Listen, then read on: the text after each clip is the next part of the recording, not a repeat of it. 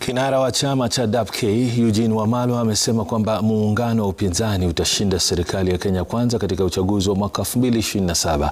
Akizungumza katika kanisa la Katoliki la Soi, eneo bunge la Likuyani, ambapo alimpokea aliyekuwa mbunge wa Likuyani Enoch Kibunguchi aliyehamia chama cha Ford Kenya na kujiunga na chama cha DAP-K. Wamalwa alikosoa matamshi ya Rais William Ruto dhidi ya upinzani aliposema hawana ajenda na kuwa atashinda mapema. Aidha, kulingana na Wamalwa, yeye ndiye atakayekomboa uongozi wa taifa hili kutoka kwa Rais Ruto.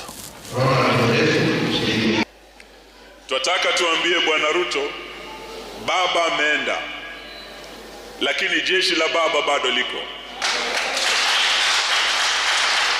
Mimi na Mheshimiwa Oparanya ndio tulisimamia kampeni ya baba hapa Western, na tulishinda Ruto kabisa. Tuataka leo mjue tuko tayari. Baba alikuwa kama Musa wetu, hakutufikisha Canaan, lakini Western iko na Joshua atakayetufikisha. Mimi nashangaa hiyo pesa yote na watoto wetu hawana karo.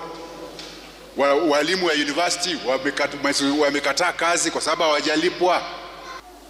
Ndio mimi nastaajabu. Hata ndio kitu kimoja chenye kimefanya nimetoka Ford Kenya. Ilikuwaje Ford Kenya haiwezi kusimamisha mgombezi wa siasa wa Malava? Na hiyo ni nyumbani. Alafu wewe unaenda Malava na unaambia watu ya Malava, mimi naunga mkono mgombezi wa chama cha UDA.